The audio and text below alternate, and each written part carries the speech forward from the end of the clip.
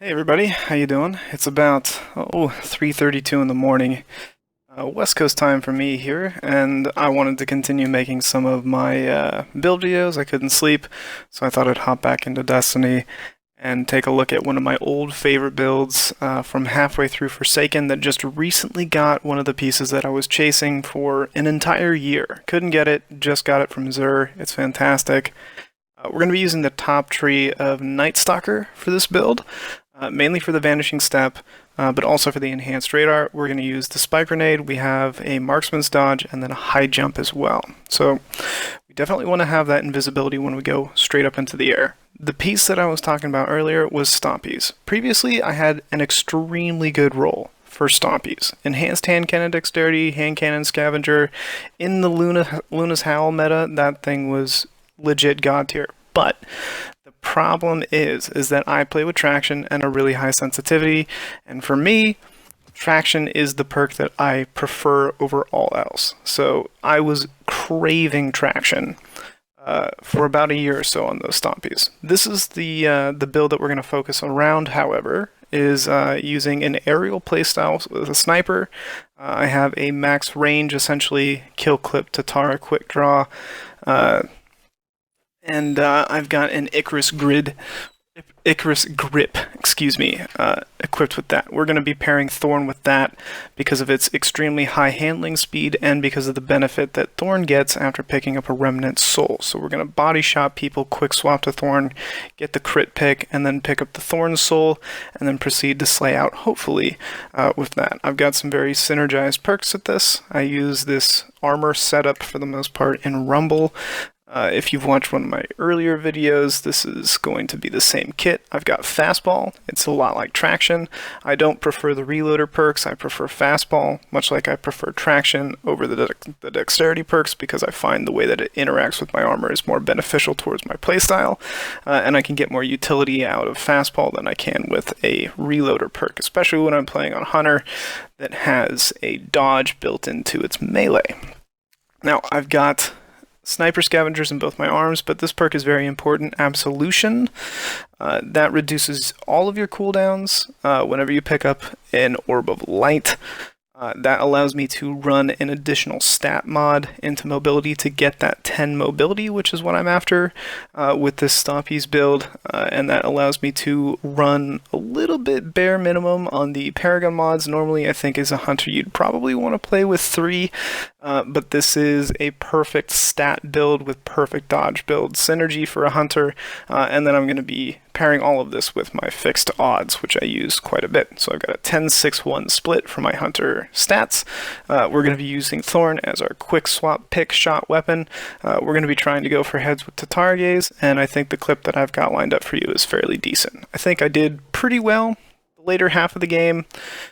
Right near the end of the game, I got cleaned up a couple of times by some stupid positioning plays and some bad shots. But for the most part, I think I played fairly decent, and I was pretty happy with the shots that I hit. It's been a while since I've used the sniper rifle. It's been sitting in my vault for about 3 months or so. I haven't picked it up for a while, but it is definitely one of my favorite snipers. I was very happy when I got it. I similarly have another Tatar Gaze that has Snapshot and Dragonfly, I believe it is, Snapshot Dragonfly, and that sniper is also pretty nice. Maybe it's Quick Draw Dragonfly. I think it's Quick Draw Dragonfly, but this is the Quick Draw Kill Clip version that can one-shot body. Now, I do want to talk about the way that my team played and the way that my opponent's team played while we're in this. So I don't know what this is, but for some reason there seems to be this growing trend for players on Xbox or console to try and run through you. That doesn't work because of player collision. You can't run through another player. And similarly, there seems to be this clustering effect that I notice in a lot of my games where my team will or teammates on my team and opponents' teams will cluster really close together. Now, I know in the original sandbox for Destiny 2, it was a very team shot oriented meta. However, this current meta is not really team shot oriented. It's really more towards special weapons and one-shot weapons, and then utility with movement and movement-based exotics. That seems to be the play. For the most part, or using just One-Eyed Mask and whatever else you can attach to your Titan at that point.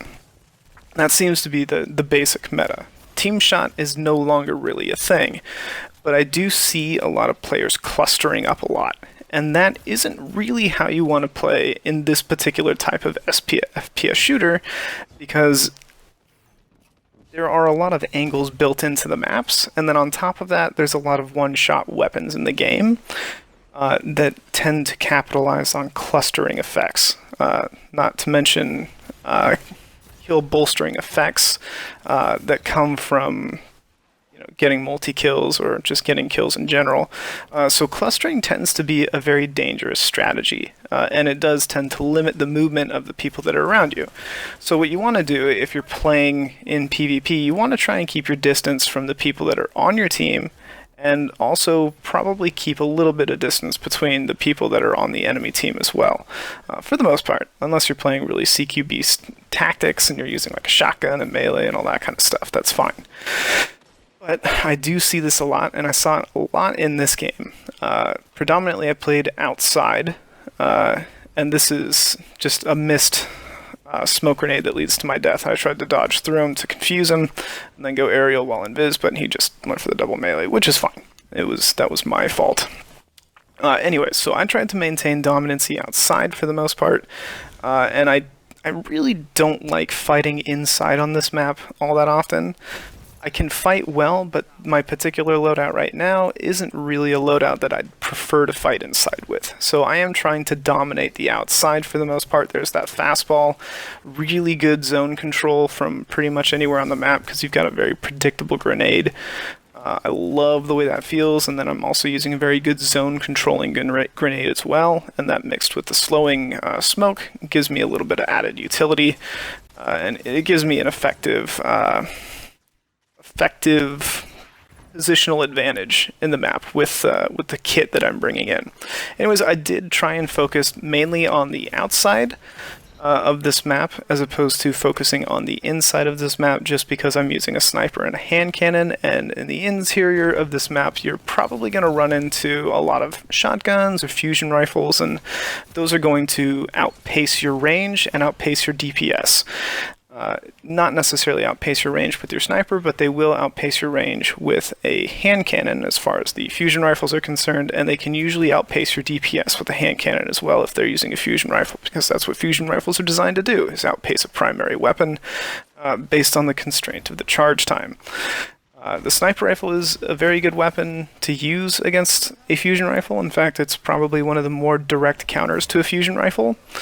But if you're not reactive enough and you're not quick enough on the draw, you're not quick enough to acquire your target, then that person will clean you up. Now, I had the advantage of playing in a lobby where there were a few players that were trying to snipe, but didn't really seem as comfortable sniping as I was. So I did get to take advantage of that in this match.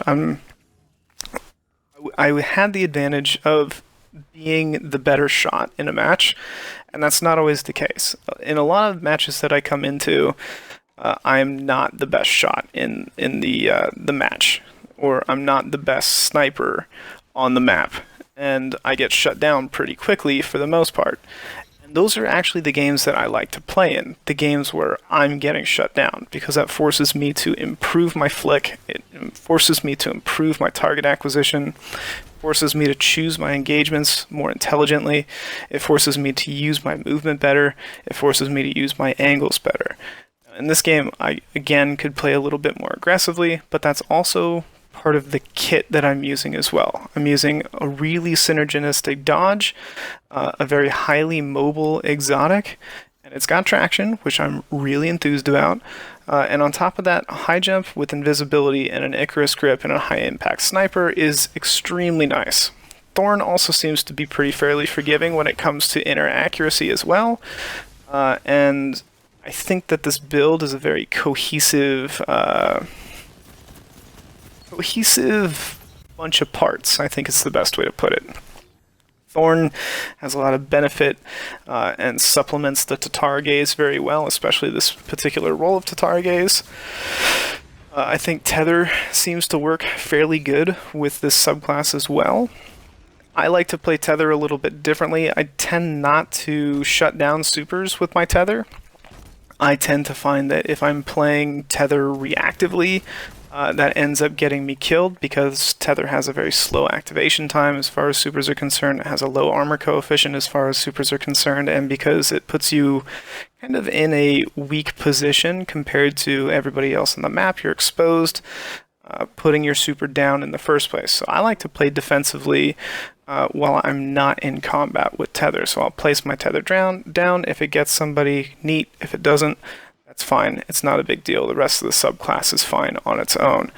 So I do tend to play into that whole trapper mentality, and I do like this subclass for the perks that it does have, which is the enhanced radar, which is extremely beneficial when you're sniping. It's also very beneficial when you're using a hand cannon or a shotgun or a fusion rifle. It's just a very good benefit. The enhanced radar is just very nice. You have increased movement when you're crouched, which is also nice. I tend to play Way of the Wraith as well every once in a while when I'm sniping in Rumble. So I find that to be rewarding.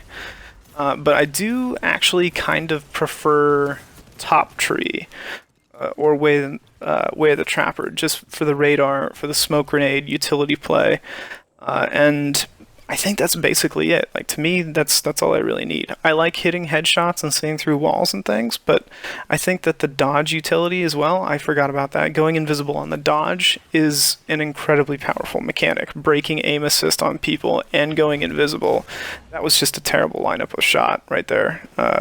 I was lucky to survive that. That was just a total blunder on my part. Don't do that. By the way, don't try and line up a shot on somebody that close when they have a shotgun. A better play will kill you. But I do like the synergy between dodging really quickly and then going airborne with stompies and using high jump to your advantage to confuse your opponent. Because one of the things that many people have discussed when it comes to Destiny PvP is that it's very challenging to look up. And if you're playing on a high sensitivity, that's not so much of a challenge. I don't struggle too much with it. If you're using like a sniper like this, where your zoom is extremely high, yeah, you're going to struggle with it. But if you're using like a primary weapon, primary weapons are not that difficult to look up with. Snipers, yes, they can be. Just because of the way that sensitivity and movement speed works when you're scoped in with a sniper, and because of the magnification, it's very hard to look up and gain a target.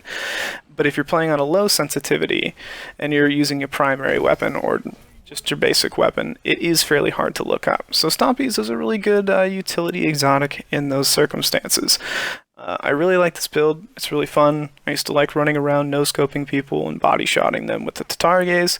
And now that I've got traction on it, it's definitely one of my favorites. Thanks for checking it out.